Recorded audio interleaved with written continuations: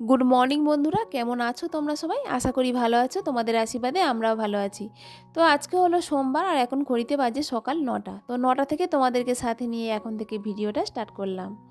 সকালবেলা ঘুম থেকে উঠেছি অনেকক্ষণই আগে, প্রায় ৭টার সময় উঠেছি।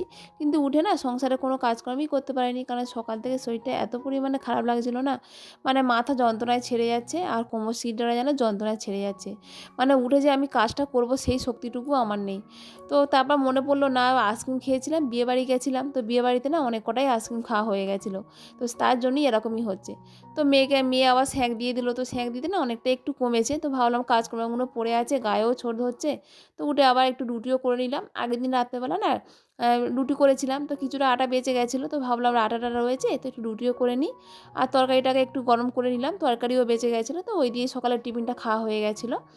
তো এদিকে চাটাও খাওয়া হয়ে গেছে, তো আমার বর তো চলে গেল দোকানে চাটা খেয়ে, আর আমি এদিকে আবার সংসারের কাজকর্মগুলো সারছি। তো কাজগুলো করছি না, যেন একদমই যেন ভালো লাগছে না। কেউ যেন আমাকে যেন ঠেলা মেরিয়ে কাজ করে দিচ্ছে যে তুমি কাজগুলো করো, তোমার কাজ পড়ে আছে। কিন্তু কিছু করার নেই, আমাদের বাড়ির বউদের সংসার থেকে তো ছুটি পাওয়া যায় না। কারণ যতই কষ্ট হোক সংসারের কাজকর্মগুলো তো করে যেতেই হবে। তো একা সংসার বুঝতেই পারছো, উঠেই কত অতি কষ্ট করে উঠলাম, উঠে কাজকর্মগুলো সারলাম।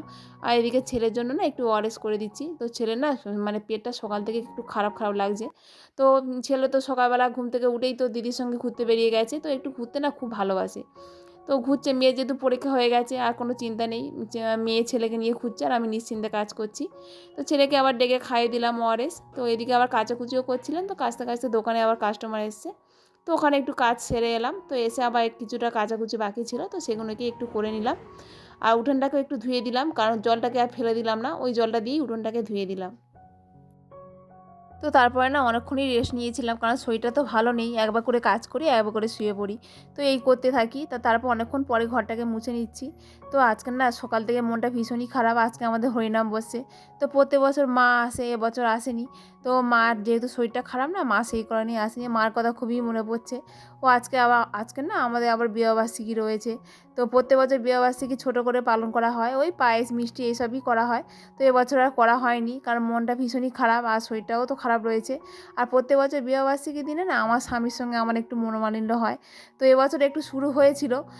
তো বললাম যে তুমি চুপ থাকো, আমিও চুপ থাকি, তাহলে আর কিছু হবে না। কী জানি সারা বছরই ঠিক থাকি, আর এই দিনটাতেই আমাদের হয়, কী জানি কেন হয় বুঝতেই পারি না। তো চলো, তো কথা বলতে বলতে আমাদের এদিকে রান্নাবান্নাও হয়ে গেছে। তো ঘরটাকে মুছতে মুছতে রান্নাবান্নাও করে নিয়েছিলাম। আর ওই বাড়ির জন্য দিয়ে দেবো, তো নিরামিষ রান্নাই হয়েছে যেহেতু হরিনাম চলছে। আর নগর কীর্তনও যেতে পারলাম না, প্রত্যেক বছরই যাই। তো ঠাকুর নিয়ে না প্রত্যেক বছর হচ্ছে পাড়ায় পাড়ায় নগর কীর্তন করতে বার হওয়া হয়। তো মেয়েও গেল না, মেয়ে বললো মা তুমি যাবে না, আমিও যাব না। তো এবছর যাওয়া হয়নি, তো পরের বছর চেষ্টা করে দেখবো, মানিকটা অনেকটাই বড় হয়ে যাবে যেহেতু ছোটো মানিক, তো সেই কারণে আর যেতে পারলাম না। তো এদিকে রান্নাবান্না কমপ্লিট করে জামা কাপড় কিছু পরেছিল, তো সেগুলোকেই এখন ভাঁজ করে নিলাম। আর মানিককে খাইয়ে দিয়েছি, তো ওই ঘরেই এখন মা দোলার মধ্যে শুয়ে দিয়েছে। তো দোলা থেকে তুলে এনে মানিককে ঘরের মধ্যে শুয়ে দেবো, তো সেই কারণে বিছানাটা করে নিলাম। তো এদিকে আমাদের দুপুরবেলা খাওয়া দাওয়া কমপ্লিট হয়ে গেছে, তো খাওয়া দাওয়া কমপ্লিট করে এখন একটু প্রসাদ খেয়ে নিচ্ছি। তো দুপুরবেলা ঠাকুরকে প্রসাদ দিয়েছিলাম, তো সেটাকেই ঢাকা দিয়ে রেখে দিয়েছিলাম। তো খাওয়া দাওয়া কমপ্লিট করে এখন একটু খেয়ে নিলাম। আর মেয়ে তো এইসব জিনিস খেতে একদমই পছন্দ করে না, দিলেও খাবে না, যেন খেতে যেন একটা অরুচি মতো ভাব, তো খেতেই চায় না কিছুতে। আর এদিকে একটু মনোটাকে ভিজিয়ে রেখে দিলাম, তো সন্ধ্যেবেলা যেহেতু ঘুগনি হবে তো একটু মনোটাকে ভিজিয়ে দিলাম। তো বেশিক্ষণ ভেজানো হয়নি, কারণ বিকালবেলায় মটর আলুটাকে সেদ্ধ করে নিয়েছিলাম। কারণ হচ্ছে আবার সন্ধ্যেবেলা হরিনাম শুনতে যাব, শরীরটা তো ভীষণই খারাপ, কিন্তু মন চাইছিল হরিনাম শোনার জন্য।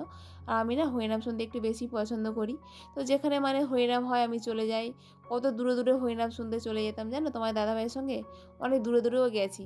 তো এটা যেহেতু আমাদের পাড়ারই হরিনাম, তো যেতে একটু মন চাইছিল, আর অন্য জায়গা তো যেতে পারবো না, কারণ ছোট বাচ্চা যেহেতু, তো ছোট বাচ্চাকে রেখে দিয়ে তো যাওয়া সম্ভব নয়। তো অনেকটাই শরীর খারাপ ছিল, তা সত্ত্বেও গিয়েছিলাম। তো যেতে না মনটা বেশ ভালোও হয়েছিল। আর এদিকে একটু চাও করে নিয়েছিলাম, আর তোমার দাদাভাই তো ঘুমাচ্ছিল।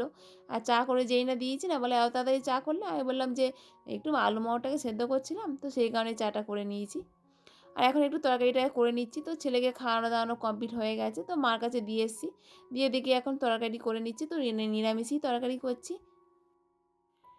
তো এদিকে তরকারিটা করতে করতে শাড়িটাকেও পরে নিয়েছিলাম, আর তরকারিটা করে ওই বাড়িতে দিয়ে এলাম, তো যে যারা ইচ্ছা মতো খেয়ে নেবে নিয়ে।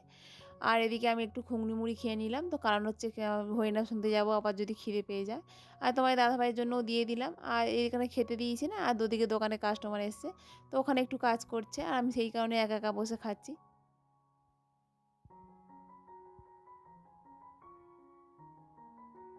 তো এদিকে দেখো বেরিয়েও পড়লাম হরিনাম শুনতে, আর ছেলেকে রেখে দিয়ে যাব। আগের দিন ছেলেকে নিয়ে গেছি, খুব তো গন্ডগোল করেছিল, তো সেই কারণে ওর বাবার কাছে রেখে দিয়ে যাব। ওর বাবা বলল ছেলে আমার কাছেই থাক, কোনো সমস্যা নেই। আর ওর বাবা তো যাবে না হরিনাম শুনতে, বাড়িতে ফোনে বসে বসেই হরিনাম শুনবে। আর এদিকে হরিনাম কমপ্লিট করে আর এদিকে একটু জিলিপি নিয়ে এসেছিলাম, তো রাতে একটু জিলিপি আর মুড়ি খেয়ে নেবো। আর ঘুগনি মুড়ি আর খেলাম না, কারণ একবার খেয়েছি আর খেতে একদমই ইচ্ছা করছে না। আর বন্ধুরা ভিডিওটি এখানেই শেষ করলাম। ভিডিওটি কেমন লাগলো তোমরা অবশ্যই কমেন্ট করে জানিও। আর ভিডিওটি যদি ভালো লেগে থাকে তাহলে একটা লাইক করে দিও।